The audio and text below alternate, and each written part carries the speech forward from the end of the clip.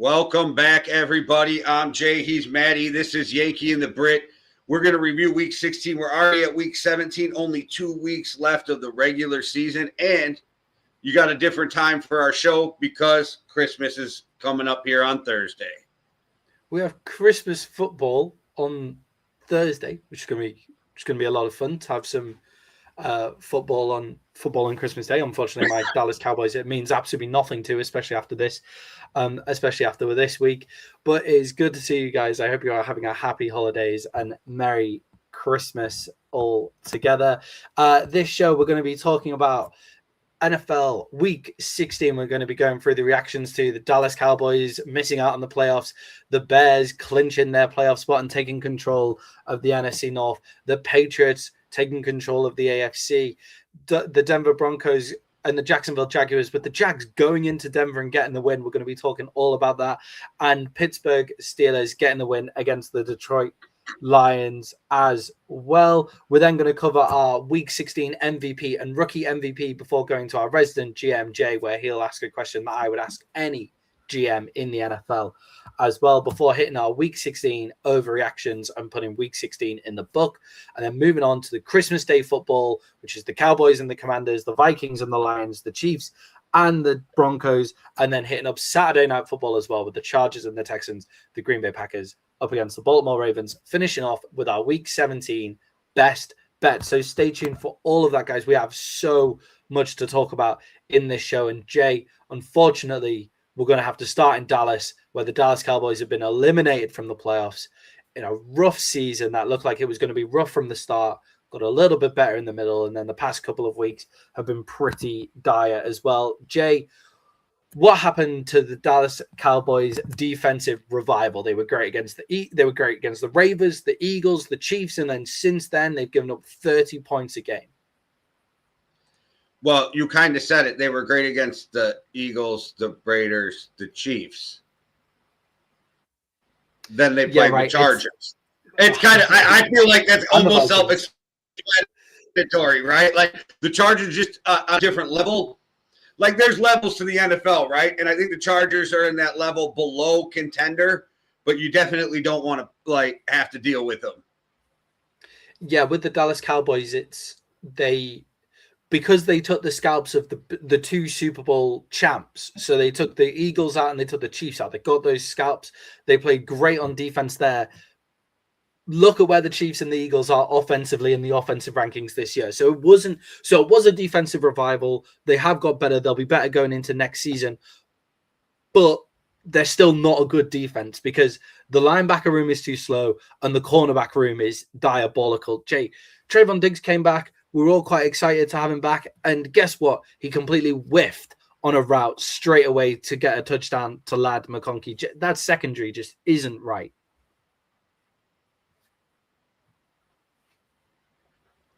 No, but we did have a Trayvon Diggs sighting. Yeah, it was good to have a Diggs sighting. I thought he was done with the Cowboys for the most part. Yeah, it was good to have Diggs back.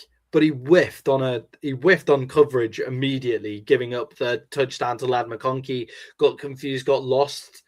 Ladd McConkey gets lost in the backfield. Trayvon Diggs is meant to be picking him up. He gets confused, misses a step, and then gets beaten down the field by a throw from Justin Herbert and Ladd McConkey. So the Dallas Cowboys, the defensive line's better. They were getting pressure and stuff. The defensive line is good. The linebacker core, we just need some speed in there. Overshown going out the game early with a concussion is a worry because it's another injury for Overshown. But you take away Overshown, you take away any speed that linebacker room has.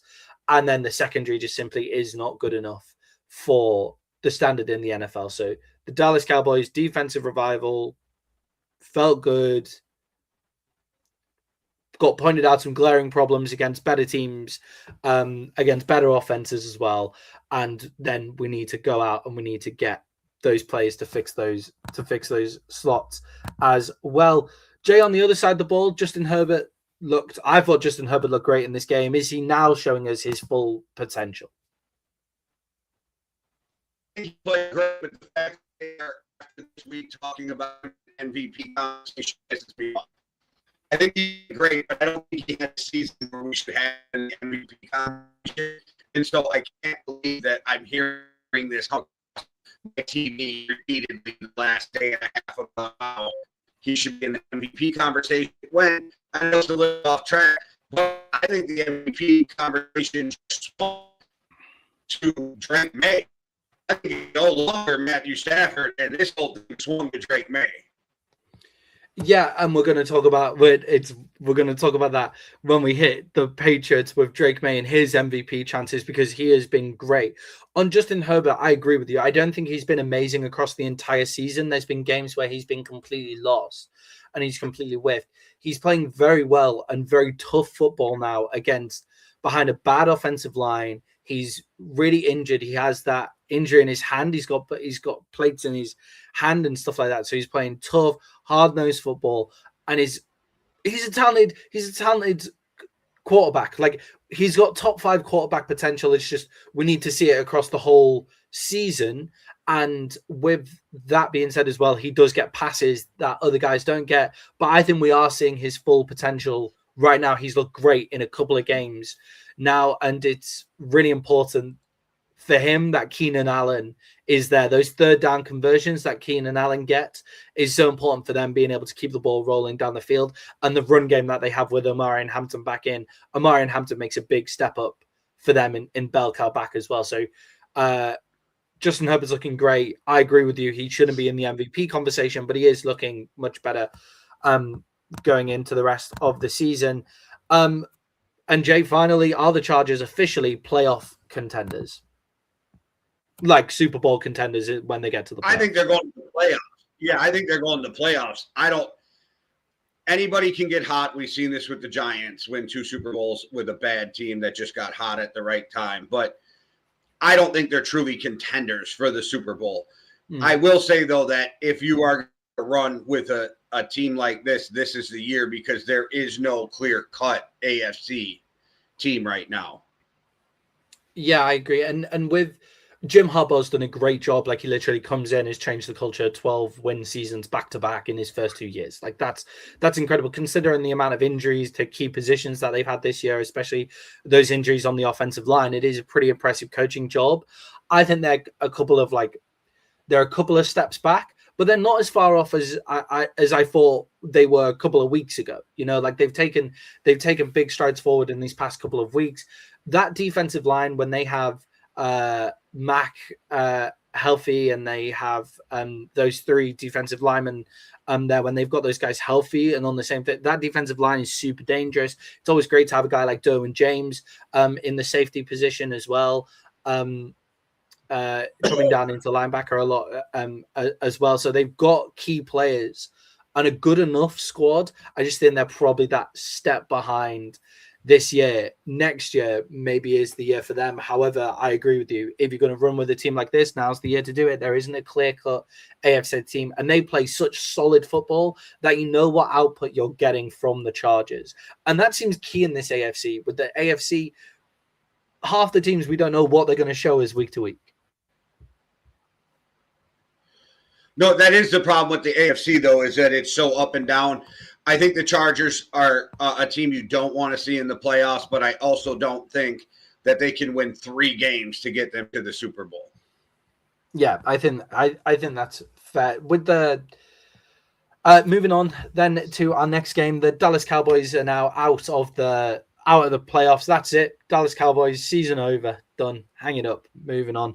They've got some big steps to take and a lot of draft picks and a decent amount of draft capital going into next season, but we'll see where they end up. One team that is definitely on the up and up is the Chicago Bears. They have now clinched their playoff spot and have taken control of the NFC North. Jay, they went up against the Green Bay Packers, and with 2 minutes to go, the Packers were up by 2 scores. How did the Packers let this game slip? That's actually a good question. The question does come down to, and I know people argue both ways, so let us know in the comments what you think. But was it because Jordan Love got hurt? Because I think Willis played fine. I thought he played a good game. I actually thought he put the Bears back on there. I thought he put them on their heels because they weren't used to the athleticism that they were going to have to deal with. And he threw some dimes in that game, which I think opens the door. That game, I think, opens the door for him to start for somebody next year. I said it on Sunday that I don't think that he is a guy that will get you to the Super Bowl, but I do think that he is definitely a starter in the NFL. And if somebody is looking for a bridge quarterback or doesn't know who their next quarterback is, maybe you can get Willis out there to play. You know, because we've been doing this for years, was a big fan of him coming out of college. I like the Titans picking him. I think the Titans screwed that whole thing up, and it looks like him getting to Green Bay under Matt LaFleur was absolutely what he needed. Also, that game was awful for 3 quarters and 12 minutes. Yeah, it was a rough watch. I think Malik Willis was fine. Like that's what you get from Willis, and he's a backup quarterback.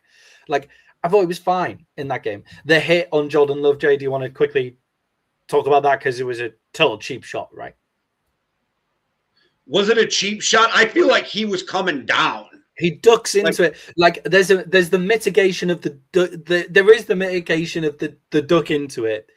But like the way that he's coming at him it was always going to be around here. Like the duck is what knocks Jordan Love out the game, but it was always going to be a pretty high hit on the quarterback as well. Maybe the cheap shot's the wrong word, but it was dangerous, right?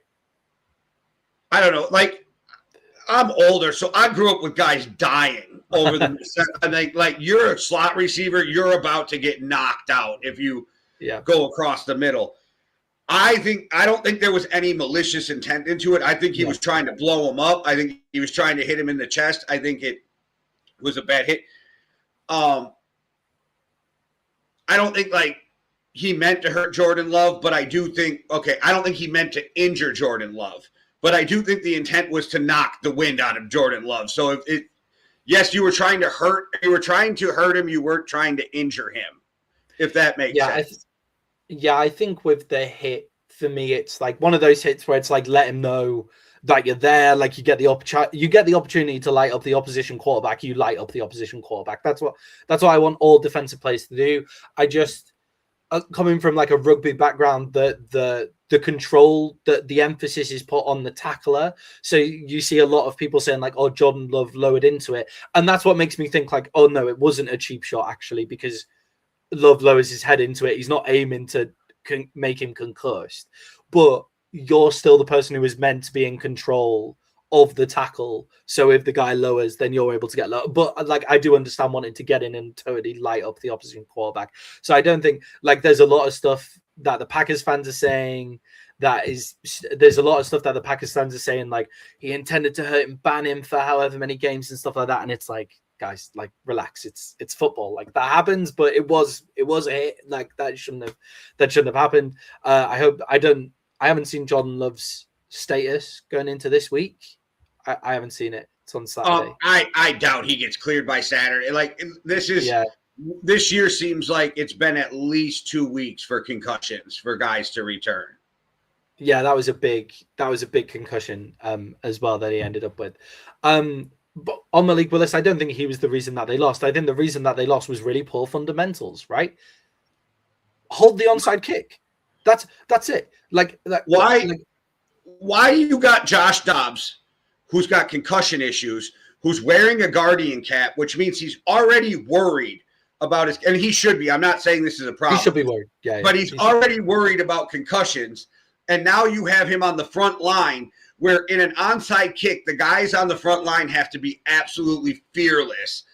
And Dobbs has had a lot of concussions, so of course he's worried about his safety, and that's the guy you got. I get he's got good hands, but at some point I think that was a bad decision. I think we're in a weird time in the league right now too, because I literally watched a ton of calls where you coughed on the quarterback this weekend get called.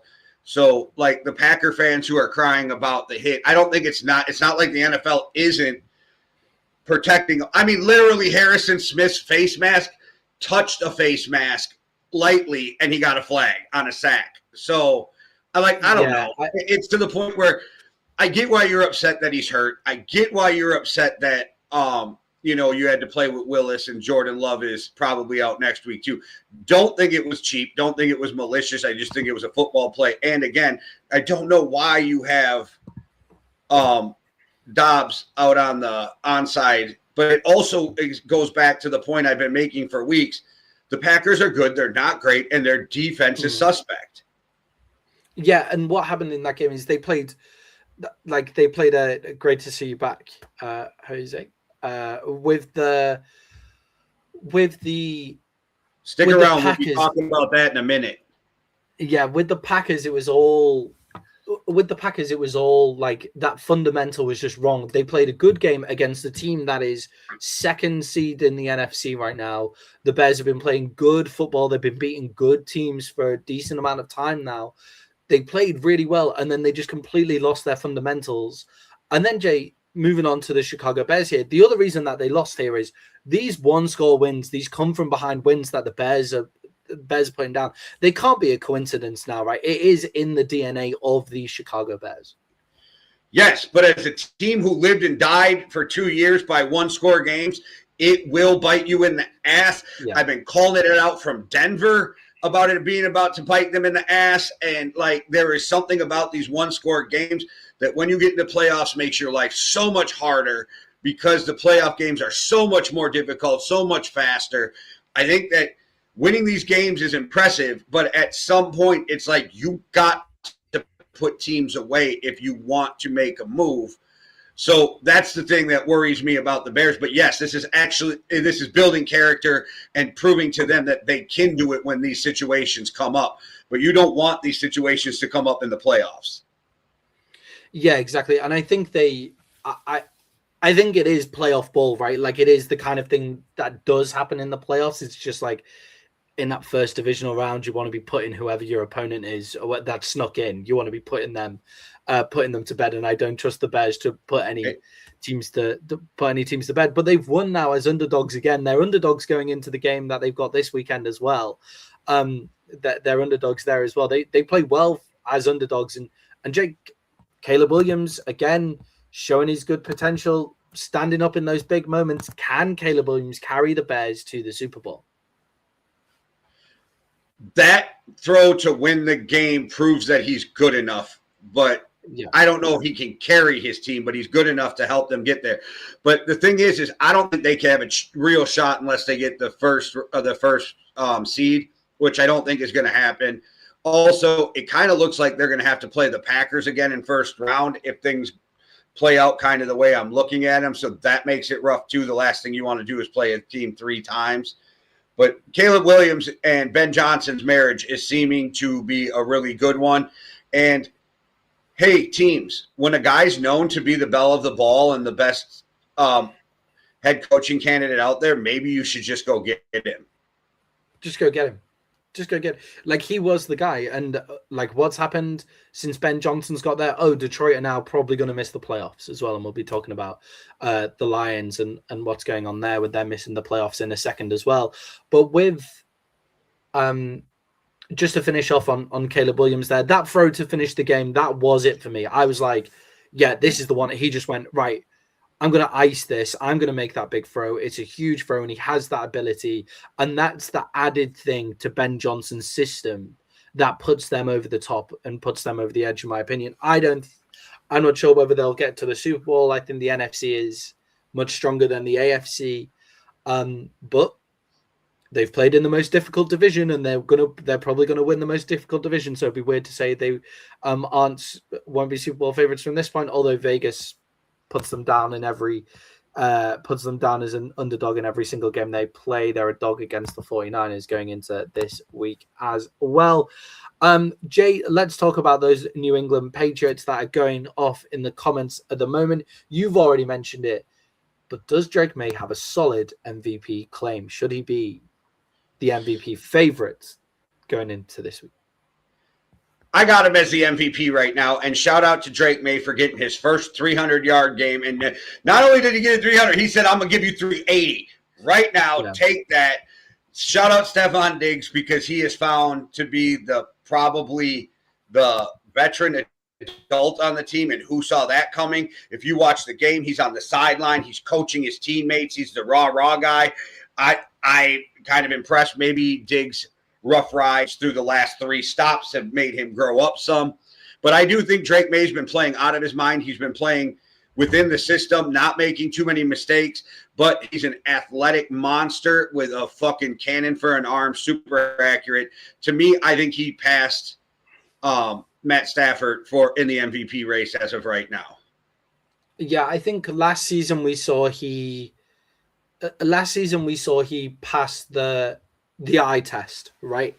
Like, he didn't hit the stats. This isn't a bad shout. I don't think. I think he might have. Did Myles Garrett didn't break the sack record though? Did he? No, Myles he Garrett still didn't got. actually break it in this He's game. still got 2 more games to do it though. Yeah, he has to do it. You know what people are like. He had to do it this week for it to count, right? But, like, you know what people are like. TJ's Watts was in 17 games though, also, wasn't it? Yeah, it was. Yeah. TJ's was in 17 games, but who's the other guys? Like Brian, who is it? It was Michael Strahan who had it before TJ Watt. And they're the thing was with that one, Brett Favre laid down for him. So there's an argument on every one of those. Yeah, exactly. I think if Myles Garrett breaks the sack record, I'd be tempted to give him the MVP, although it's difficult to give the MVP to someone who isn't going to be in the playoffs. That's the issue. Like, you can't really give it to someone who's not going to be in the playoffs. It's just a genuine problem with the term MVP and how it's voted for anyway. But with Drake Maye, I think he is a solid MVP candidate. I think Matthew Stafford, they just lost to the Seahawks. They've just given up the number 1 seed in the NFC to the Seahawks. In that game, Matthew Stafford did throw for 357 yards and 3 touchdowns in that loss as well. So it wasn't like it was his fault. But Drake Maye, he passed the eye test last year. The Patriots, we thought, they're in a bit of turbulence.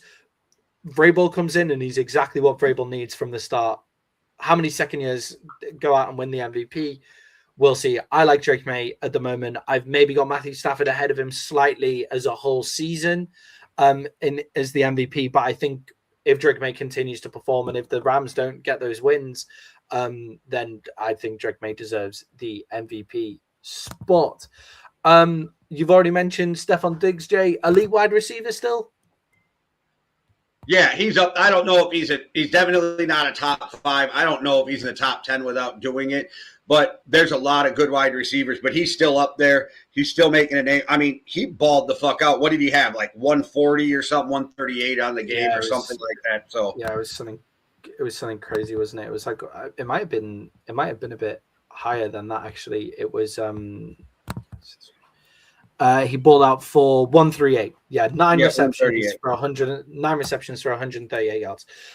Yeah, I think he's exactly what Drake Maye needs as well. Like, the experienced guy, good route runner. Maybe I agree with you. Maybe he has taken, and it is that Patriots effect. They do tend to take on guys who have been trouble in other places, and they seem to chill out while they're in New England. And I know a lot of that was to do with Belichick, but they still clearly have that in the building, and especially with Vrabel. So I think Stefon Diggs is having a great season. One of the more, somehow he's gone from like top, like being called the best wide receiver in the league. And now all of a sudden he's chronically underrated because people are saying like Drake Maye's doing this with no wide receiver room. And it's like, well, I mean, he does have Stefon Diggs. Like, that's not no wide receiver room, but I mean, I get that point. Booty did get tackled while making a catch, which was blatant pass interference that nobody called. Then he actually caught the ball and then still got it swiped out, and it wasn't a catch. So I don't know. Booty played pretty well too, and yeah, exactly. Don't get me started on the fucking reffing. We're gonna try and have less. We're gonna try our best to not get too vexed about the reffing. Jay, on the Ravens side of the ball, are they officially eliminated? Close to, right? Close to. Jay, John Harbaugh out. I've seen him being linked with other jobs. Hold on. If you're talking, are you talking this year or over his career, Jose? Because over his career, he has proven to be elite. He was elite in Minnesota. He was elite for his first couple of years in Baltimore. He's just a fucking head case at times, I think, is the problem. Yeah. But I don't think he's a top 10 wide receiver right now, but I still think it depends on your definition of elite, right?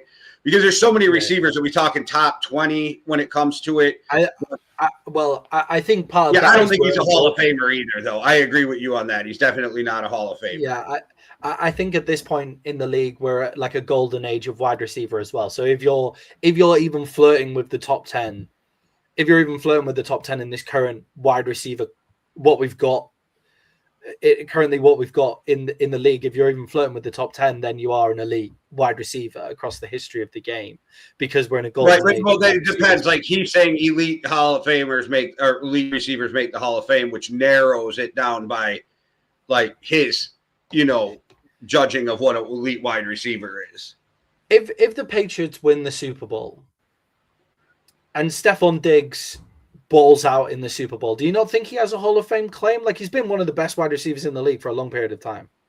I think there's so many great wide receivers in the league over the years that he would, and it's hard for wide receivers to get in. Like, if you look at the backlog, I think he'd have to be the Super Bowl MVP. Yeah, I mean, not entirely out of the realms of possibility, but could happen. But we'll see. Mike Evans is probably ahead of. Mike Evans is first ballot Hall of Famer just from multiple double-digit seasons with exactly 1,000 yards. Jay, on the Baltimore Ravens now, moving off the Patriots. The Baltimore Ravens it's been a rough season for them. Jay, should John Harbaugh be fired at the end of this year? Well, you already know my thought. I beat the drum that he's a great coach, but it's time to move on. Need a new voice in there. Yeah. There was, who the hell was I watching? Oh, Peter Schrager. I was watching Peter Schrager. And Peter Schrager was saying he agrees something needs to change. The problem is Schrager thinks that Lamar might be out the door before Harbaugh. Why would Lamar be out the door in Baltimore? He's got an entire offense completely built around him. He made a good point. When you're Harbaugh, when you're Mike Tomlin, when you're Andy Reid and you've been around that long, you kind of get to choose your exit, right? So, and if something needs to change, do they believe it's Harbaugh or do they believe it's Lamar? And they saw this with Harbaugh before Lamar, right? So the question is, do they get rid of Lamar? I think you get rid of Harbaugh. I agree with you. I don't walk away from Lamar. But that is an interesting idea that somebody who's really tied into the NFL brought up. So that's why I brought that up. Yeah, those ideas of like loyalty and everything, and like guys walking out the way they want to walk out, that's all great. Like, but this Bills have a quarterback problem. That's an interesting take. I understand what you're saying. I disagree. I feel like Josh Allen needs to be freed from the Buffalo. I feel like the Buffalo Bills have a run defense problem, and they have all season, and people haven't noticed like how bad their run defense has been all year. With John Harbaugh, I think I agree with you. You just need a different voice in the room. There was really bad coaching decisions at the end of this game. Jay, that is crazy.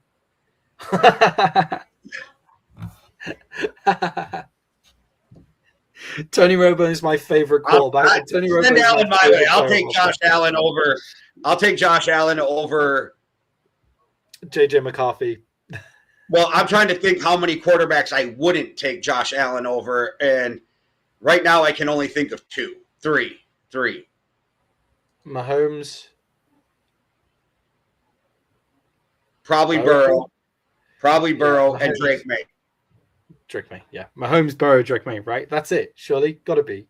That's for me. I mean, everything's subjective, right? Yeah. I think Maye, like, because he's a bit younger, right? Sorry, back to the John Harbaugh question.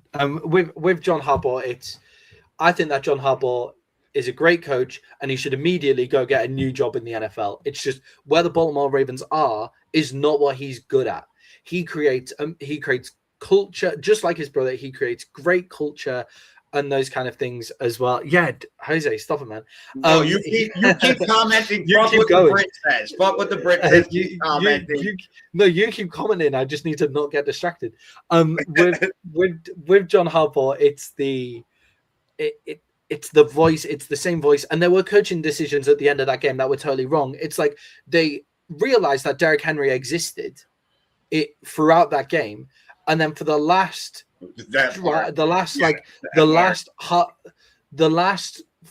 half of the fourth quarter, Derrick Henry didn't see the ball.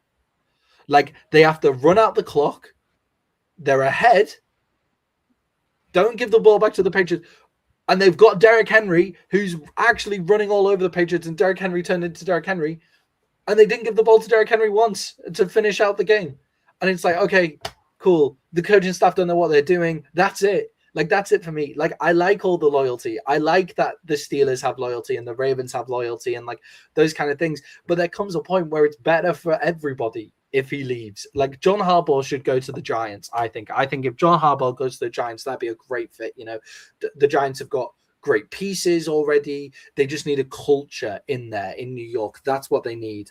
I'm going to completely disagree with you. I think the Giants need an offensive genius, and I don't think Harbaugh's the guy, but I thought of Tennessee right away when I thought of Harbaugh. Yeah, Tennessee, that would work. Miami, like those kind of places as well. Like Arizona, like, you know, yeah, this is like, obviously you get benched, but yeah, and it's like, you know, he fumbles, but you give your guy the ball back, right? Like Derrick Henry fumbles, but you give your guy the ball back, right? Like, he's still your guy. He's still one of the best running backs in the NFL. Like, people make bad mistakes the whole time, and they had the opportunity to ice out the game, and Derrick Henry was playing well, and they just didn't give the ball back. So Harbaugh out for me.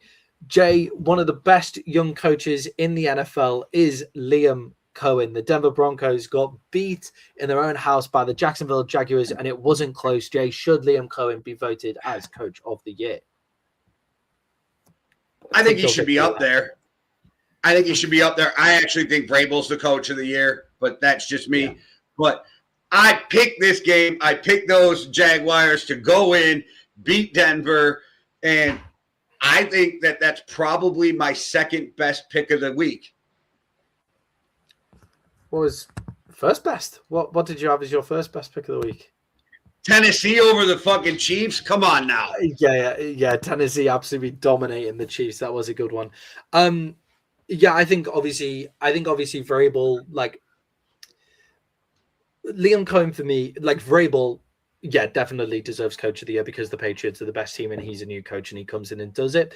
It's Liam Cohen for me, comes in without experience head coaching before, has the ups and downs of the season. The Pats have had like a pretty solid trajectory all the way up, right? And Vrabel came in and he did that.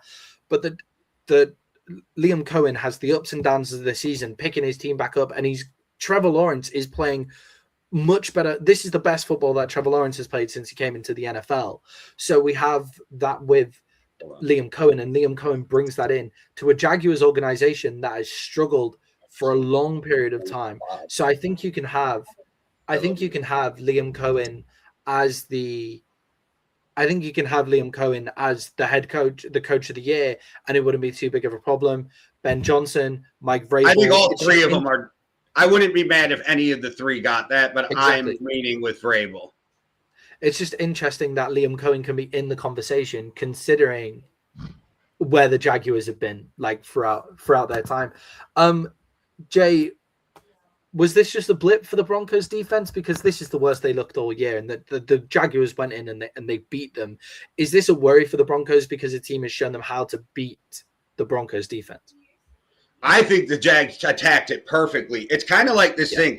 So a lot of times we say, oh, the defense let them down, or, oh, there's a lot of missed tackles. And what I've noticed is a lot of times when somebody calls something a missed tackle, it's really the player breaking the tackle, stiff-arming the guy in the head, right? So, like, we sometimes say they missed a tackle when it's actually a broken tackle, right?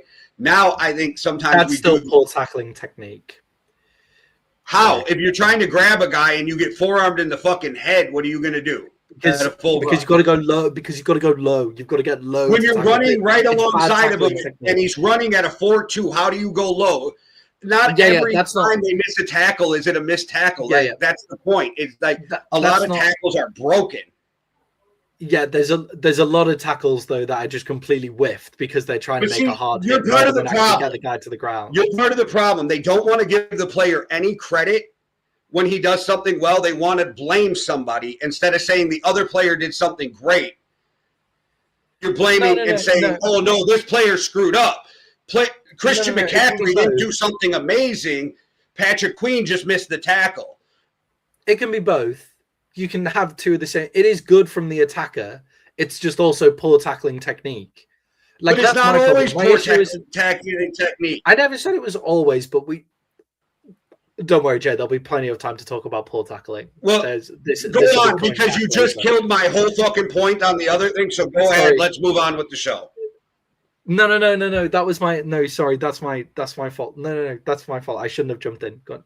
Jay, you were talking about how amazing the Jags. Well, no, because the fact is now I'm going to say that the Jags did it correctly, and then by your same argument, then no, they didn't. The Denver screwed up because nobody did anything good. Only the bad matters. So we'll move on. No. That's what I was saying. I was giving the props to the Jags offense as well. I just wanted to quickly say something about missed tackles, but no, it can't be. You can't have it both ways. You can't. No, you can't have it both ways. Go. Like, it doesn't matter. The point is, you just put an argument to everything I was going to say that was a ridiculous argument, and now I'm just going to have to argue your argument, so it's not a point to even move on because nobody does anything good. Only the negative matters. No, there's a difference to attacking. It's not sensitive. It's pointing out facts, but thank you. With the Broncos, then the way that they attack their defense, is that a worry going into the playoffs that other teams can make the same attack and like play the Broncos defense in the same way? Is that something that'll worry the Broncos throughout? No, because the Broncos just sucked. It had nothing to do with the Jags. No, come on, man. That's not what I was saying. That's not what I was saying. That is exactly what you said when it comes to tackling. So that the both sides have to be true, right? Like I don't get that. It's the point. You're just as bad as the mainstream media when it comes to that shit. Like, nobody did anything positive. It's only the negative. That's the point I'm getting at. It's not that.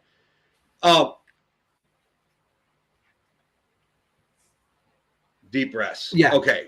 So the fact is, the Jags outplayed the Broncos. The Jags did everything they needed to do to attack the weaknesses in the Broncos defense, and they put them in a position to where they didn't know what to do. And they opened the door for everybody else to see how to attack them. And it's the way Trevor Lawrence went about attacking that defense.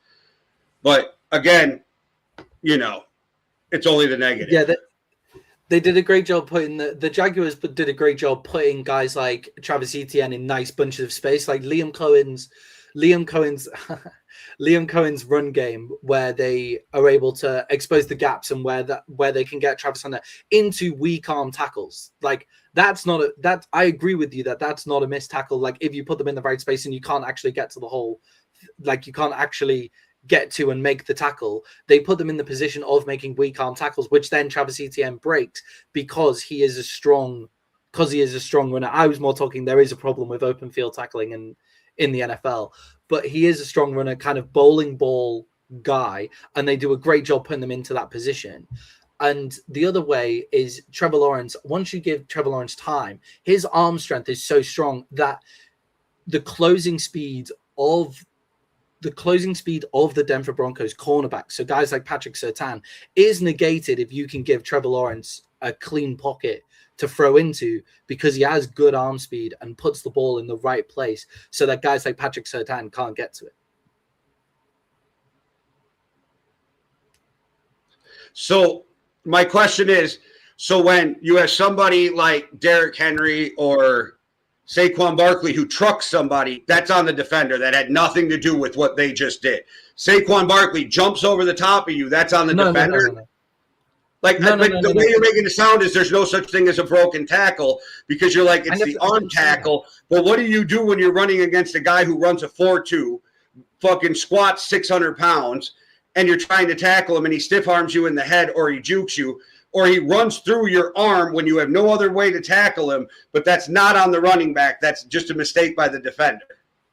No, you can get into places where like you just get beat by a better, like Saquon Barkley jumping over the top of you because you tried to go low. There's not really much you can do about that. Apart from the fact that you, like, arguably you could stand up and try and go low and take more of a controlled approach rather than diving at his feet. The issue is that Saquon Barkley is so fucking athletic is you have to go up and you have to hit him hard, and that's why he can then jump over you. I get that. This is ridiculous. I get that. I understand what you're saying.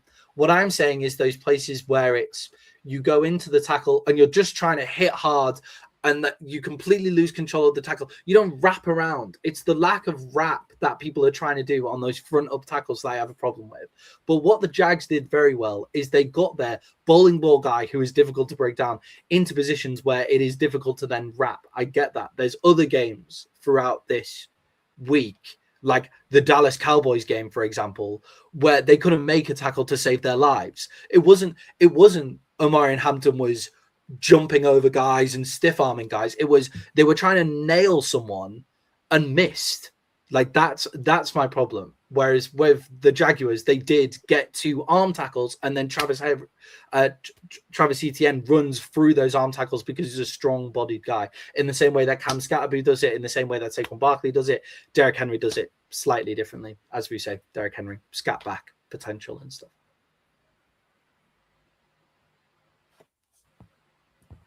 So Scaboo breaks tackles, but anyway. But Jose, you ask and you receive, buddy. No, I'm saying it's only good for Scatterbo, but not everybody else. But you ask and you receive, Jose. We are here to fucking serve. You asked that question, or you asked me to do it. I did it. So we got mainstream media, Maddie, up on the screen for you. Jay, are the Jaguars genuine Super Bowl contenders, though? Like, after watching them in this game, because they were excellent, and they went into Denver and did something to the Denver Broncos defense that no one has been able to do. Yeah, the AFC is more wide open than we've seen in years. So this is the year. If the Jags are going to do it, they got to go do it.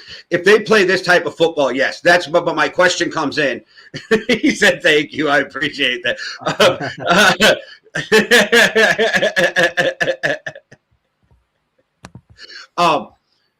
I just don't know which Jags team's going to show up, right? Because you know my weird toxic relationship with the Jaguars and Trevor Lawrence. Yeah. So if they play like this, yes, absolutely.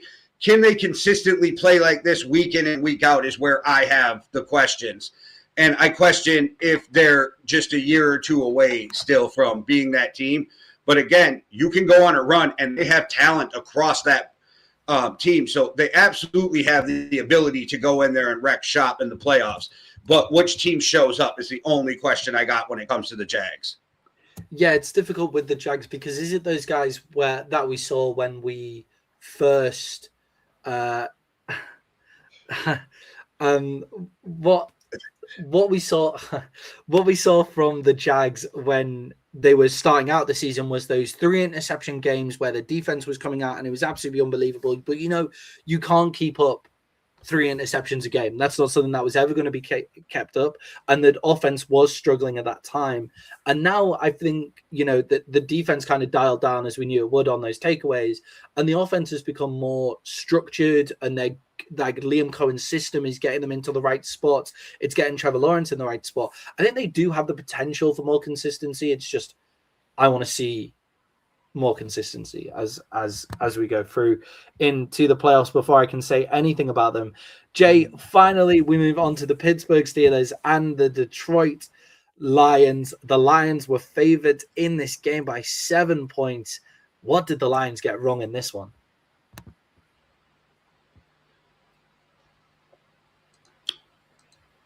The Lions, I mean, I was going to save this for my overreaction, but The NFL wanted the Lions to lose this game, and that's exactly what happened. Right, go on. Go for it. Did you watch the end of the game? Yeah, I Those did. two offensive pass interference. So now an analyst went through that game. 14 times a play like that happened without a flag, but they call it twice in the last fucking handful of plays. Yeah, I it's a shame. It's a shame that we're having to talk again about just. It's a shame that we're having to talk again about a game that is ruined by bad refereeing calls. Right? They got the wrong, they got the wrong call. They got the wrong plays in, and they were just flagging plays that had no need to be flagged. And it was a good football game. It was an exciting football game, and I thought the Steelers played okay. They played pretty decent football. Like throughout, the Lions struggled with those. It was pretty even. They just struggled with those big plays to Jalen Warren. 2 big plays. They're missing those safeties because the safeties obviously particularly injured. A particularly injured position for the Detroit Lions, so they're missing. Oh yeah, they're on their safeties. 5th and 6th safety at times out exactly, there, which like leads to those big runs to Jalen Warren, and it's the same with the Bills. For example, they have the problem at stopping the run at the safety position, which is why, like, they're not necessarily bad play after play after play after play, but they are bad when it gets to those big plays being given up, and that's what broke the back for them.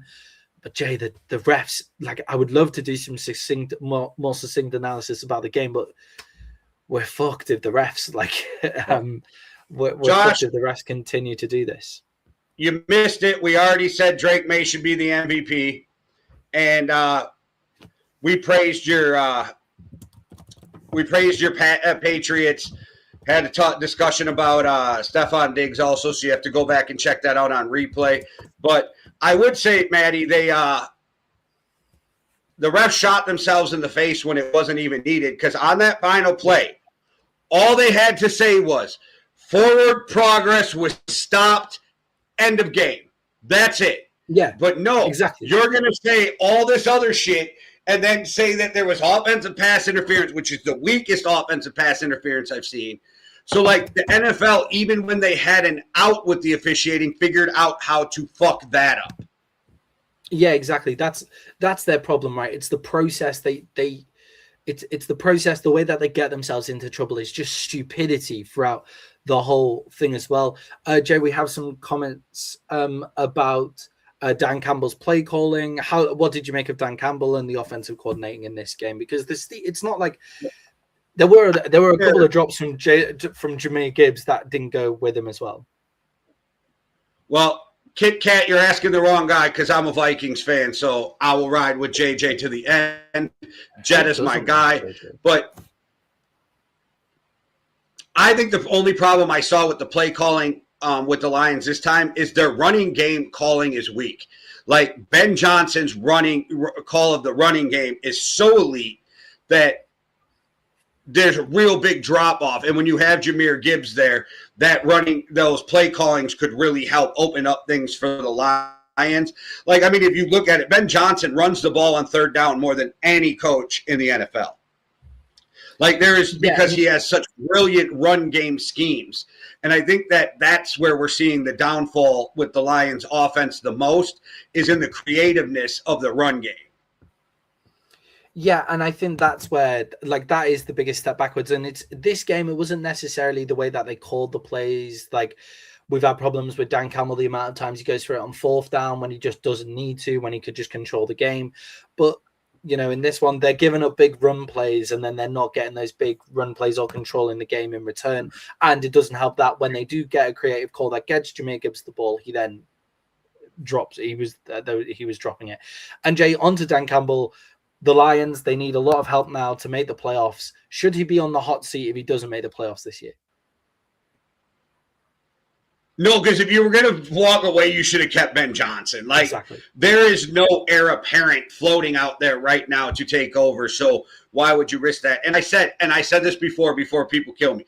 It is an impossible decision to walk away from Dan Campbell, right?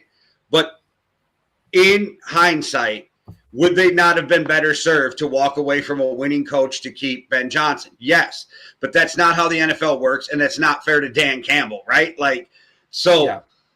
it's just what it is. Like, would Ben Johnson have been a better coach? Yes, but you can't blame the Lions for not doing that, is the argument I have, right? Yeah, exactly. Like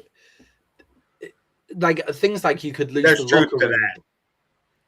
that. You could do the lock. You could lose the locker room doing things like that with Dan Campbell as well, like where he's taken them. He's got these players; they clearly ride with him, and Dan Campbell then has to. Dan Campbell has to get that respect. He gets that respect from the players. So if you fire him to bring somebody else in, then you could have lost the locker room with Ben Johnson, and that I'm not sure whether that would have happened. It looks like Ben Johnson's fucking electric in the locker room in Chicago and things like that as well. So yeah, that's all hindsight. I don't think Dan Campbell should be on the hot seat either. Like, think of where he came in when the Detroit Lions were there. He should have.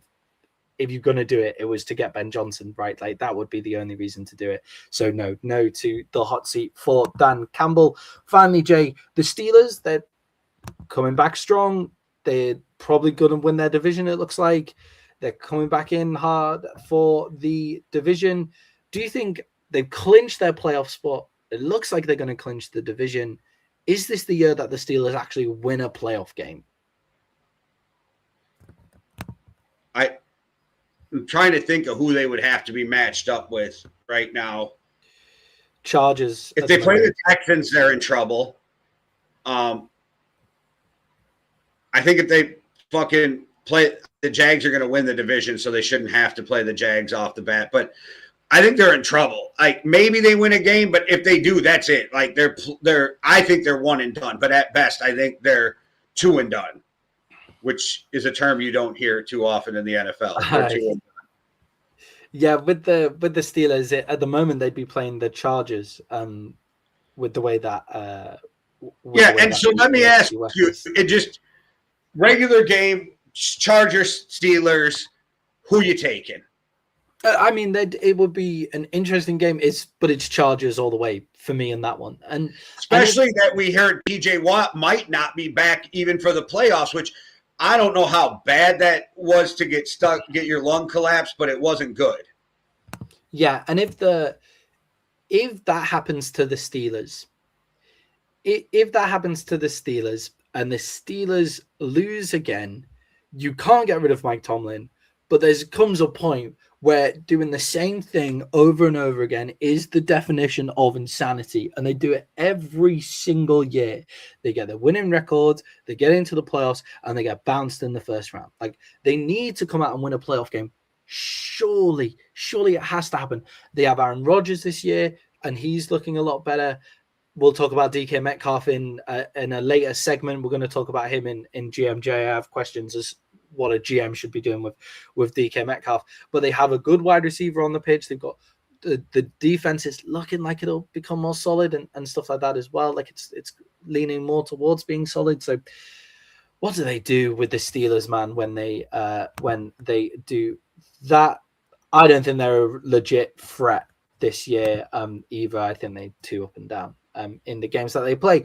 Okay, that is the end of our Week 16 reactions. We're going to carry on with some MVP, Week 16 MVP, Rookie MVP, GMJ, and our Week 16 overreactions before moving on to Week 17. So come back after the break. But guys, the thing that keeps us going on these long shows is your support, and the best way to support us is through buying us a coffee. Me and Jay set up the Yankee and the Brit nearly 5 years ago, and in that time we've gone up to about 7 shows a week. And with the help of our loyal community, we've been able to keep growing.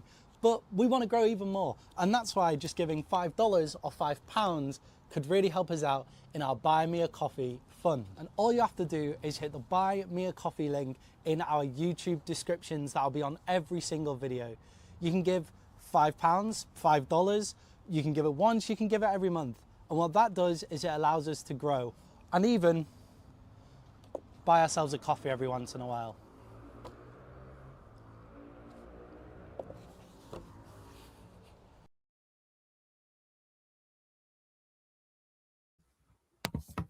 Yeah, so guys, do feel free to support us. You can do that by going to the QR code that is above Jay's head on the screen, or you can go to the description and click on the video, click on the link to go and support us. We really appreciate all your support. And if you guys don't want to buy us a coffee, that's totally fine. All you have to do to really support us is subscribe and like the video. And you know what, if you want to share it with a friend and say there's these two funny guys that talk about American football, then that's fine. You can do that as well. We appreciate any and all support. Thank you so much to the guys who are commenting in the chat. It's great to have you along. Thank you, Jose. And Josh, you let him know, tell him I've been calling out Justin Herbert for 2, maybe 3 years now for his choking ability. It's been pretty impressive, Jay, pointing out that Justin Herbert doesn't get the same hate that a lot of other quarterbacks who make the same mistakes do. Jay, moving on to our NFL Week 16 MVP and Rookie MVP awards. Jay, who have you got as your Rookie MVP? Oh, fuck. Hold on. 16. Hold on, I got to pull up my notes. I'm fucking behind here. I'm behind the 8 ball. That's okay. My Rookie MVP. See, I was torn. There's 2 guys. I don't know if he deserves a Rookie MVP, but I'm giving it to him anyway.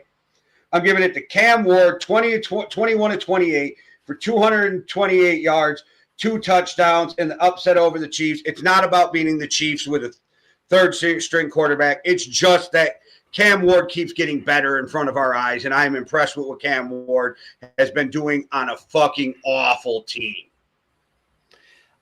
Jay, I don't want to step on yours, but I do have a shout out after you get yours, but I don't know who you have, so go ahead.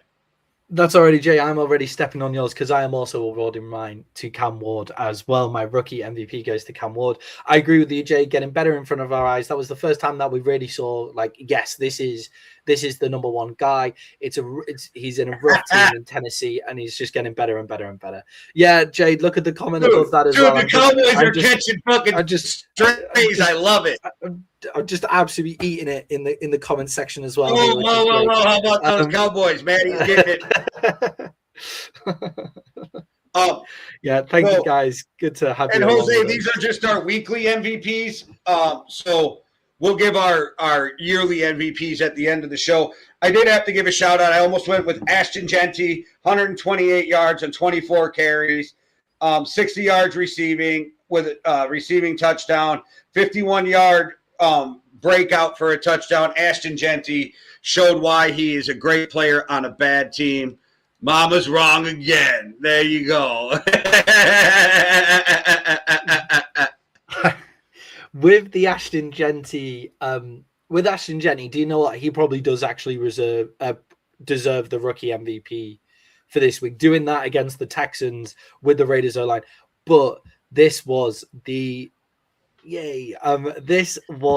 game where we saw Cam Ward, and it's like he's deserved it over a couple of weeks. He's got better and better and better, so it felt right to be giving it to Cam Ward. Jay, your MVP of week 17, who you got? I don't even know if it's a question, but in a loss, 12 catches, 225 yards, 2 touchdowns, it's got to be Puka Nacua. Yeah, Puka Nacua went absolutely off. This week was great in that game. And when Puka Nacua is there, he's just the best kind of possession receiver in the league when he's doing such a great job in terms of the he's doing such a great job in the possession receiver, and he just does it again and again and again every single time. Jay, my MVP of the week did come in a win. I've gone for Trevor Lawrence. I thought going into Denver, playing a great game of football, really solid. I thought Trevor Lawrence came away, and I was very impressed from what I saw in running that Liam Cohen offense. And he doesn't have the stats to back it up like other guys do, but damn, he was great. He sure had a rough week, that's for sure. Maddie and I talked about that on Thursday. Do we think that it's going to cause him to fall off? I thought it might cause him to focus and have a big game. We talked about that.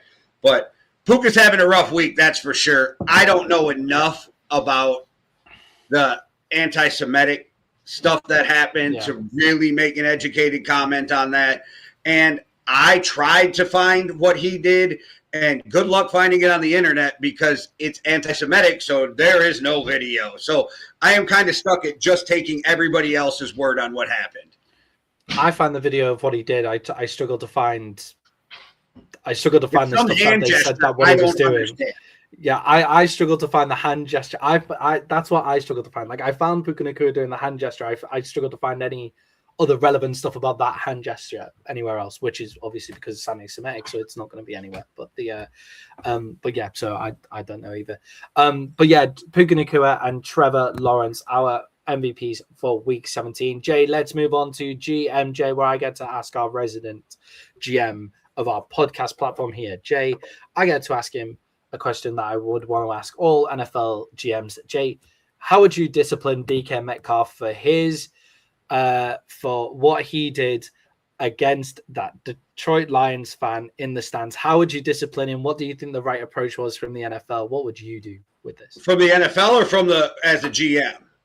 As a GM first, and then do you think the NFL punishment of the 2-game suspension is right? Okay, as the GM of a team, I'm doing nothing. I'm letting the NFL handle that. Just like the people who are like, Tomlin should have sat him down. Did he do some bullshit? Absolutely. If you're a head coach of an NFL team trying to make the playoffs, do we expect you to bench a guy? Absolutely not. It's never going to happen, right or wrong. Yeah. That I'm not justifying or whatever. I'm just saying it's never going to happen. So from that team, I'm not doing shit. But as the NFL, I said in the group chat, it's going to be 2 games. I wouldn't be shocked if it was 3. I kind of think it should have been 3 so he misses a playoff game. But I get the NFL is trying to protect their cash cow in the playoffs, and a lot of decisions are always going to be made about money if people like them or not. What do you think about this, Maddie? Send him to Dallas. Oh yeah, CeeDee Lamb, George Pickens, and DK Metcalf. That would be horrific. We'll just take all of the Steelers' best wide receivers that they don't know how to use properly. With DK Metcalf, I agree with you. If I'm the NFL, if I'm the owner of an NFL team, why the hell would I do anything about it? Like if the NFL aren't going to do anything about it, I sure as hell am not. Like why would I do it? Yeah, that's fair. If I was having to become a Dallas Cowboy is basically akin to corporal punishment. With the decisions though, I thought what I found quite interesting was the fact that we saw it happen in game time and the referees didn't retroactively eject him. Like I'm sure they can't. I'm sure there's rules around it. I found that quite interesting. See it, I guess. They didn't see it at the time, but then they will have seen it. And that's one of the things like that are reviewable, but they're not retroactively in-game reviewable, which is why you end up with so many suspensions. It's just interesting, right? I thought the actual punch and stuff itself, I didn't think it was like crazy as bad as everybody's making it out. Like it wasn't like he dragged the guy out of the stands and started beating the shit out of him. He just punched him a little bit. Like it wasn't anything too crazy. It was just like, what are you doing? What I guess the one thing I would do as a GM is say, like, why are you there? What are you gaining by being that? Why are you there? What was going on?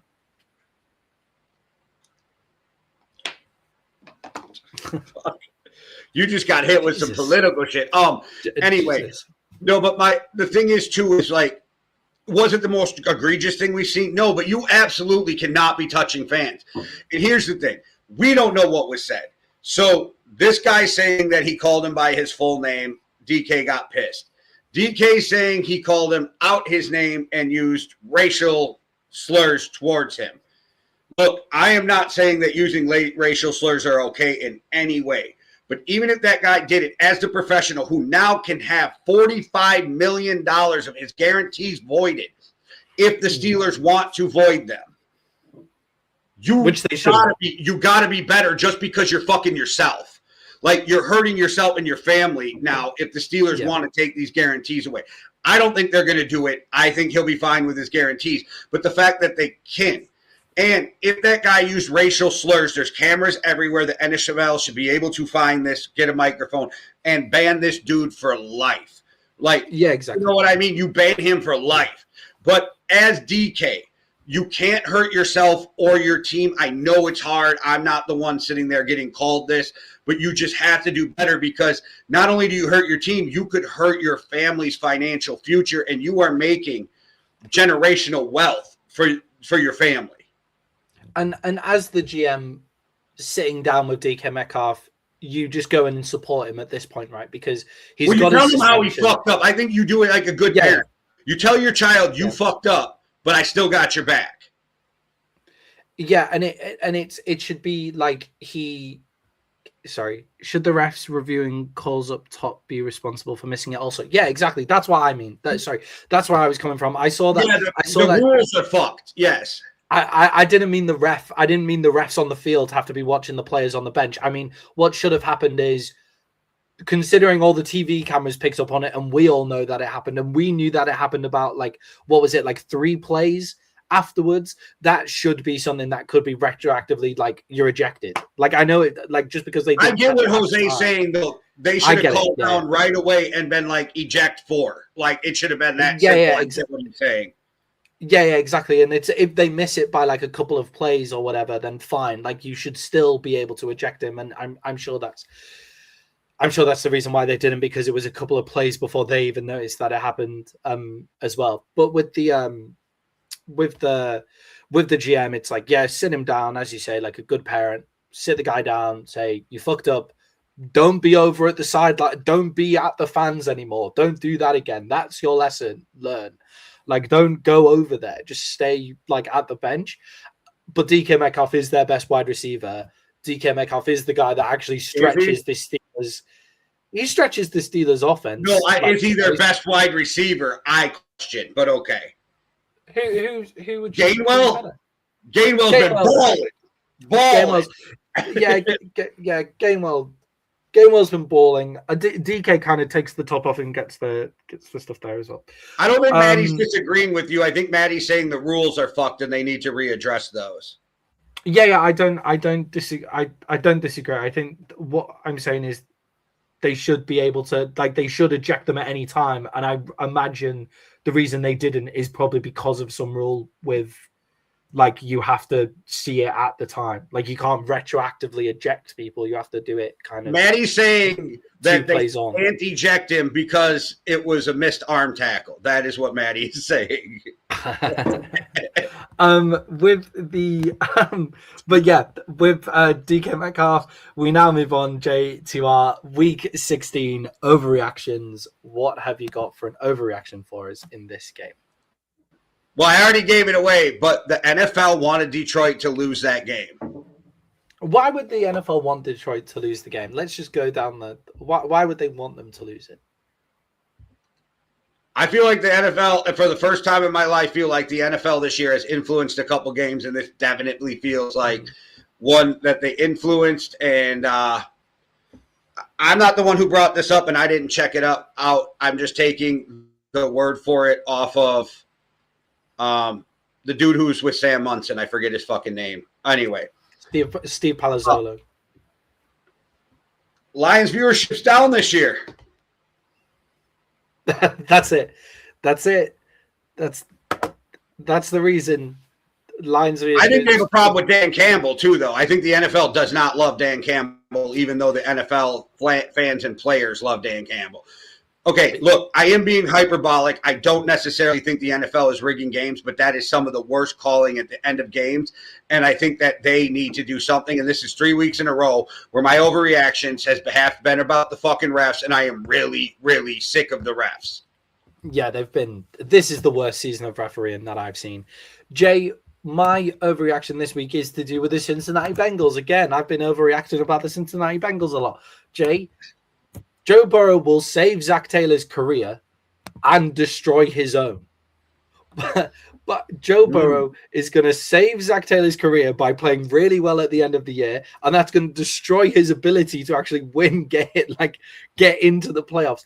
Zach Taylor should no longer be the head coach of the Cincinnati Bengals, and Joe Burrow playing this well is making him carry on as the head coach of the Cincinnati Bengals. It's insane. Yeah, they better fire him. We've been screaming on this show for 3 years to fire Zach Taylor. So if they don't, it's I don't know. It's Cincinnati, and they, like I said, the owner's cheap, and he doesn't want to pay 2 coaches. Yeah, exactly. He doesn't want to pay 2 coaches. That's the reason. There's a couple of coaches that get away with the hot seat takes. There's Zach Taylor, Raheem Morris at Atlanta, and stuff like that. There's a couple of guys that get away that on this show we've been very big on getting rid of them, and he's one of them. Jay, that's week 16 in the books. What a great week of football that was. Now we move on to week 17, and we're starting off on Christmas Day, where the Washington Commanders are going up against the Dallas Cowboys. Jay, the Dallas Cowboys is 7-point favorites, but does this game really mean anything at all? Well, it does to the players because it's the film you put on for next year, but no, not in this game of the league. We're both in the same position. Like, what to outcomes, none of it matters, right? Yeah. Yeah, I agree. I think to outcome, none of it matters. I think where it does matter, though, is like, if the Dallas Cowboys can put together better defensive performances going into the end of this year, then they carry that into next season, right? Like that carries over, stuff like that. So it's about, can Washington Commanders offensive linemen make enough blocks where it carries on throughout the season as well? Can they do this where that carries on throughout the season? So there are steps that you want to do to carry good habits into next year, because Brian Schottenheimer is going to be the head coach of the Dallas Cowboys, and Dan Quinn will be the head coach of the Washington Commanders next year. Shotgun Shotty. No, sawed off Shotty. It's your coach. I gave him a Shotty. nickname. You got to remember, we're trying to make this stick. Shotgun Shotty. Okay. Sawed off Shotty. Sawed off Shotty. All right. Sawed off Shotty. But Jay, it is about working on things for next game. What should the Dallas Cowboys be working on in this game to carry on into next season? Jose, I think that McDaniel should be gone too. Mike McDaniel should be gone too. So that's, I think he's one of the ones that coaches said should be gone. I think your secondary needs to be worked on. I think you did great strides on your defensive line. Could use another pass rusher, but we're just talking off-season moves. Go shore up that secondary, and you will see new life in Dallas. Yeah, I think in this game, the most important thing is getting back to getting pressure on the quarterback. It's like, we're going to replace the secondary. Whatever the secondary do towards the end of the season doesn't really fucking matter, because we're going to have new players in there next season. That's what's going to happen. So, right? Trayvon Diggs, Cowboy next year or no? I'll get, if you get anything for him, whatever, you won't. Like, they won't get anything for him, but if it makes sense to get rid of him on the cap, then get rid of him on the cap. If there's no problem having him in the building, but if it makes sense to get rid of him, then get rid of him. We need new players in the secondary. It needs to happen. And Trayvon Diggs whiffs over and over again. The Deron Bland can stay, and then Donovan Wilson and Malik Hooker, they can stay, and then the rest is let's get good. Sharon Revel, he's been looking better towards the end of the season, putting in some good hits and putting together some good coverage. But what the secondary doesn't actually matter. What the most important thing is this defensive line continues to get pressure on the quarterback, because they're going to be the players that are there next year. And Jay, the same question for the Washington Commanders. What do they need to look at in these final games of the season to show that they can improve going into next year? I mean, the Commanders are in the spot too where, like, they just need to fix their defense, and you can't do that on the fly. Jaden Daniels injuries, your wide receiver core is getting really old. It's just a lot of stuff that needs to be redone in Washington. I think last year they overachieved, but I think this year we're thinking they're underachieving, but I think we're seeing a lot of age and injuries catch up to the Commanders right now this year. Yeah, I think the final games of this year is all about working out. We've said this year, I think we both think that Mike McDaniels is a good offensive coordinator and he's just not a head coach. Like, that's just where it's at. And again, I think I say this all the time, so I sound like I'm beating a dead horse, but go back, offensive coordinate for a couple of years again, and then go back into the coaching cycle and get another head coaching job. And it works out for a lot of guys their second time around. Bill Belichick, Pete Carroll, like, we can keep going on and on and on with guys who were way better at their second stop because you learned so much in your first stop. So I think Mike McDaniels just needs a year or two with another team to reset, get back into the coaching cycle, and then go for a head coaching job. He's the type of guy that you almost want to give a job to where they have the talent. They just don't have the offensive mind to go with it. That's the kind of guy, the team he's with. I don't think you want McDaniels to go in and try to change the culture.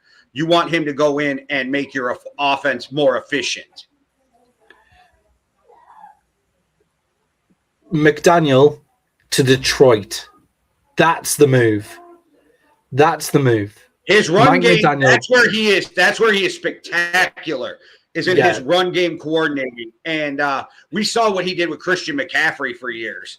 So, yeah, go get you some Mike McDaniel in Detroit. I like that's you even won Jose over, and Jose was bombing on you earlier. He's equal opportunity, which I definitely appreciate. But yes, that's the one. Agree with mainstream Matty. Great. With the Commanders, where they need to improve, though, Jay, just to get back to the Commanders, they need to improve. They need to improve him. Where they need to work on for these final few games of the season is working out which of those aged out players are actually aged out and which one of the ones they can keep going into next year. They need to work out which ones they can keep, where they need to improve. That's what they need to figure out. That's what they're working towards this year. Jay, the Dallas Cowboys is 7-point favorites in this game against the Washington Commanders on Christmas Day. Who have you got? Give me the Cowboys with -7. I think they cover.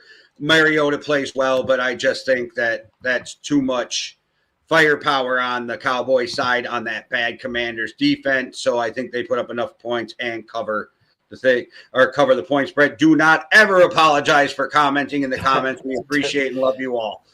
Don't stop commenting.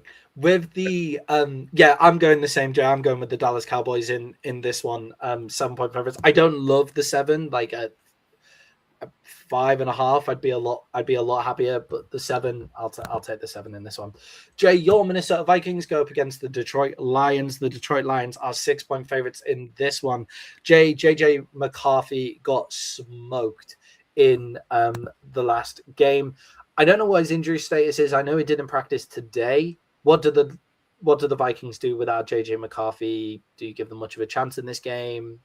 No, and no broken hand, which is good. But again, going to miss another game. I do think that they really are playing it careful. I think if he was a vet and the playoffs were on the line, he'd be playing. I get that they're really taking care of him. I don't think he plays. I think Flores' defense kind of keeps him in it for a while.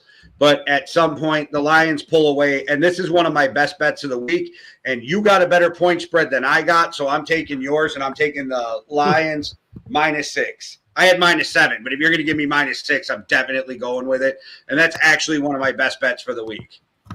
That's a good one. Right. I think I think without JJ McCarthy, I think JJ McCarthy is showing some real points of growth. And he actually was showing decent points of growth in that game. Like, he was actually showing really decent points of growth in the beginning of that game. I know he threw it in his head. He got abs, and that smoked is because he should have had that ball had to get out quicker on the screen. He held onto the ball a little bit too long on the screen and all of those kind of things, but they can't just leave Brian Burns completely unabated to the quarterback as well. So, swings and roundabouts. I agree with you that they're probably holding him back a little bit here because of how they just want to be careful with him. And if everything was on the line, they would leave it on the line. Jay, with you taking the Detroit Lions at 6 points, how do you think they attack this Vikings defense? Because the Vikings defense was good again against the Giants. It's the same way that if you're the Detroit Lions, you attack everybody to open up everything else. You get the ball in Jahmyr Gibbs' hands any way you can, and then it opens up Amon-Ra St. Brown. It opens up Jameson Williams. It opens up everything on that team, and maybe at some point the Lions could remember they have tight ends, but that's a weird thing that's happened this year is they somehow forgot that they have tight ends. But I think that you just attack with Jahmyr Gibbs and it opens up everything else because he's so electric. Yeah, I think one of the Lions players that stands out to me as well is Tesla. I want to see Tesla get more involved because in the red zone he makes big plays over and over again, and I would like to see them just throw the ball at him more and more often. But yeah, I agree with you. Jameer Gibbs is a great way to stave off that Vikings blitz pressure that they bring over and over again. They bring that blitz pressure. Having a quick guy like Jameer Gibbs to break that pressure is awesome. We're a big fan of tight ends on this show. Jay, I'm also taking the Lions at 6 points in this one. Jay, the craziest spread. Imagine if you said this was the spread at the start of the year. Imagine this. The Denver Broncos are 13.5-point favorites going into Kansas City. Jay, is this just hang it up and move on to next year for the Chiefs? Like, what can they really gain at any point through the year with all the injuries that they've got? What are they going to learn from their team? You know me, I'm like, Cabo. I'm hanging up and worry about 2027 with Patrick Mahomes' injury. But yes, you have to build for the future and fix things so they have 2026 to fix the problems that are going on. Yeah, that's a good question. I don't even remember who played in that game after Minshew went down. But that's 2 knee injuries for the Chiefs. It was Chris Oludekun. Chris Oludekun was the quarterback. I believe he was a rookie. He didn't look great. They've also signed Shane Buechele from the Bills practice squad. You and I deep dive into the draft, and we go deep into these quarterbacks and different positions. I have no fucking clue on who he is. Yeah, it wasn't great. It wasn't great. And I mean, in Andy Reid, I trust, right? I'm sure he's a decent quarterback, but he was always going to be there to be a backup to Patrick Mahomes, and that's the point, right? Isn't it? There's other teams, like, as much as I pick the San Francisco 49ers, they have a strength and conditioning problem also. Yeah, there are certain the 49ers have a serious strength and conditioning problem. The Chargers seem to have it as well, a big strength and conditioning problem as well. Jay, I agree. I think the Chiefs, it's just get to Cabo, right? And they're about to go up against a Denver Broncos team that are dominant on the defensive side of the ball, that have just been wounded by not being dominant. But Jay, is this the kind of game where you want to see a dominant win from the Denver Broncos? They played so many one-score games. Yes, you want them to come out and just destroy the Chiefs. You want them to get back on track coming off this loss. You want them to feel good moving into week 18, into the playoffs, because they do have a really good team. And like we said, anything's possible. The AFC's wide open. Do I think they'll make the Super Bowl? No, but that doesn't mean they can't. Yeah, exactly. I'm convinced right now it's the Jags or the Patriots, but I could be so wrong. Yeah, I think that the Broncos need to get these kind of dominant wins. Like, these are the ones where it's like, don't leave it to one-score games. Like, we want to go out. We want you to go out and we want you to prove that you're that team, right? Jay, Denver Broncos are 13.5-point favorites. Who you got? I hate the spread. I fucking hate it, but the Chiefs have just even been bad with Patrick Mahomes. So my suggestion is, if you're betting games, probably stay away from this one, but give me the Broncos. Yeah. Jay, for me, damn, red coat. You got called a red coat. Yeah, well, you know. But not your sport. With the Kansas City Chiefs, with the Denver Broncos, though, Jay, I made that promise. I'm not going to bet on I'm not going to bet on the Denver Broncos if they're more than a touchdown favorite, because they don't win games by more than a touchdown. So, Jay, I'm going to take the Broncos in this one. 13.5-point favorites. Give me the Broncos at plus 13.5 because give me the Chiefs at plus 13.5. I was just going to say I can't bet on the Broncos as they're more in the touchdown favorite. But I agree with you. Do not Jose agrees with you. Yeah, they don't do that. They don't put them away. Tony Romo would be the drunkest quarterback. As long as we can get him to shut up. I used to be a Tony Romo guy, but now he's on my nerves. He'd be the drunkest QB to play the game. Yes, sure. Let's bring Big Ben back. Let's bring Big Ben back. Let's watch that happen, because maybe they could figure out how to get Phillip Rivers in there next year too. Like, I don't know. No, Troy Aikman chats so much shit. Let's see if he should be able to. Troy Aikman should be able to back up what he says half the time as well. Surely Tom Brady's the guy. Surely Tom Brady's the guy that you make the phone call to, right? And he's the one guy that would definitely say no, to all of it. Wouldn't even listen to a single offer. He did just say this last week. He could still play. He did. I don't doubt it. I don't doubt that Tom Brady. If Phillip Rivers can still play, then Tom Brady could still play. Jay, that is a lovely Christmas for us over. We're now moving on to Saturday Night Football, where the Los Angeles Chargers are 2.5-point favorites against the Houston Texans. Jay, can the Houston Texans defense handle the Chargers running game and Justin Herbert's upturn in form? Yeah, I think the Texans are going to win this game. I think that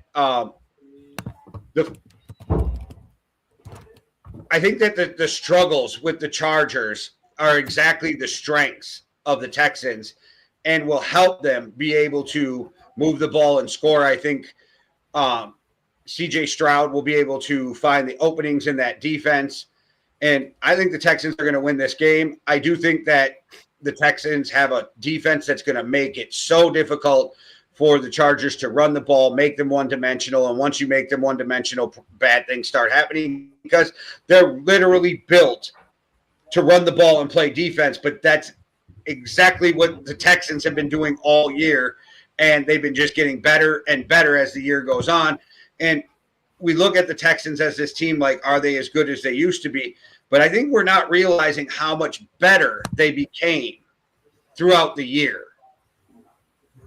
Yeah, I think with the Texans, it's because of all the stuff with the offensive line at the start of the year. Everybody just negates anything that they do offensively. The offensive line has shown massive improvements all the way through the year. The offensive line for the Texans has been much better at the end of the year than it was at the start. But Jay, they went up against the Raiders and only beat the Raiders by 2 points. And Ashton Jeanty ran the ball on them all game. Is that a blip in the Texans defense? Why are the Texans offense struggling to move the ball even with an improvement in the offensive line? I think it's the blip as in every team who ends up playing the Raiders close is because they underestimate the Raiders. They don't prepare and they think they're just going to walk in there and they forget all these guys get paid also. But the Raiders are awful and everybody seems to play down to them. Yeah, and the Raiders have the thing is the Raiders as a team are terrible, but they have these great players like Max Crosby who can destroy a game by himself. Ashton Jeanty, he's a bust because of where he's selected, where he's gone, but he's not a bust because of him as the player. Brock Bowers is excellent. They have these players, so the Raiders can pop off. It's just the rest of their organization is struggling. Jay, for me though, I think the Chargers are on a roll. I think that what I saw from the Chargers against the Dallas Cowboys, I was like, this is a great football team that are coached really, really well. I'm going to take the Chargers in this one. The Texans' offensive struggles still lay in my mind a little bit, and I think the Chargers will be able to get some movement of the ball. So give me the Chargers at 2.5. I just want you to know you're in a toxic relationship, and I only see it because I'm in a toxic relationship with the Jags, and you're exhibiting over the last couple of years the same toxicity that I've been exhibiting with the Jaguars. We've had a real issue with the Jaguars and the Chargers. It's been a real problem. I'm just not ready to give up on it yet. I can change them, Jay. I can change it.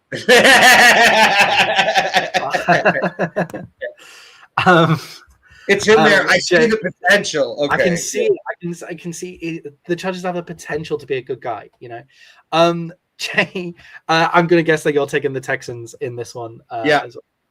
Yeah, so Texans for you. And Jay, our final game to react to is the Green Bay Packers, 2.5-point favorites going up against the Baltimore Ravens. Jay, it looks like the Packers are probably going to play Malik Willis. I agree with you on what you said earlier on in the show. Can the Baltimore Ravens defense reliably hold up against the Green Bay Packers offense? Because that Ravens defense has been so shaky. This game, I don't even know what to think of this game, right? With Malik Willis and the Packers going in, I think he could give Baltimore a lot of problems. I also think Baltimore could win this game. So I'm literally stuck on the fence. Are the I don't even know what the Ravens record is right now because I just assume they're always ass, so I forgot to look. But do they even have a shot at the playoffs anymore? They are eliminated from playoff contention. Oh Okay. no, they're on the bubble. Sorry, they just can have an win by winning the astronomically hard division. chance, right? Well, they couldn't. They're 2 games back from the Steelers. They're 7-8.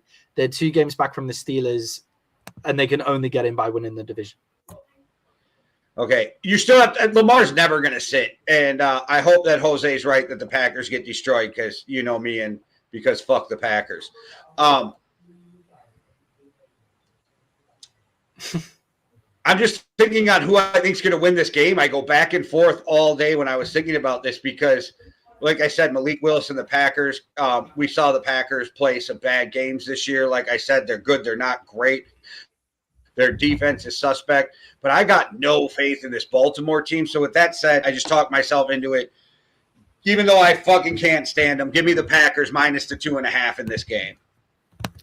Yeah, for me, Jay, with Malik Willis, I actually do think he has some good quarterback in there. It's not like you're the Kansas City Chiefs and what's happening there, and you're having to just scrub up and all of that kind of stuff. Like Malik Willis has the ability; he's shown it at an NFL level, and the Ravens defensively are a struggle. Lamar Jackson has a back contortion as well, so it's not like. So I put the question like, do you sit Lamar Jackson?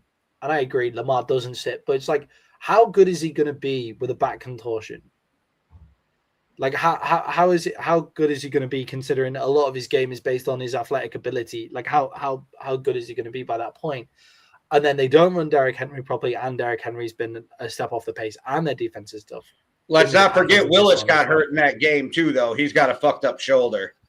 Yeah, that's fair. But give me the Packers still in that one at minus 2.5. Don't bet that game, guys. I picked the Packers, but I am definitely cheering for the Ravens, and I hope I am wrong on this one. Yeah. Jay, to finish off week 17, before heading into week 17, we're going to do our week 17 best bets. This is where we pick 3 of the best bets that we think you should all be laying down tonight. So, Jay, who have ChatGPT got? ChatGPT went 3-0 again last week, so they're currently 6-3 since we've started doing this. ChatGPT. All right, Jay. They have. I'm 26-22. You're 23. You're 25-23, just for reference. All right, so the ChatGPT has Jags minus 6.5 versus the Colts. Okay. Steelers minus 4.5 versus the Browns. Yeah. And well, I don't know why it didn't give me the spread, but it's got the Cowboys over the Commanders with the taking the spread. 7. Yeah. Okay, cool. That's fine. That is ChatGPT's picks. I don't dislike any of those. I think, which is probably a bad thing for ChatGPT, to be fair, because the past couple of weeks I've disliked everything they've taken, and they're 6-0 in the past 2 weeks. So, Jay, who have you got? I already said one. Give me the Lions minus 6 versus the Vikings. Yeah. I'll take the Titans over the Saints at plus 2.5. Okay. And I don't know why I didn't put the spread in here, but I got the Patriots as my best bet too, but I didn't write the spread down again.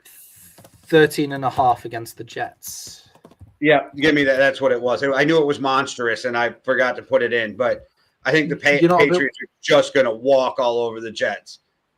Okay, you're not a bit worried about the size of the spread?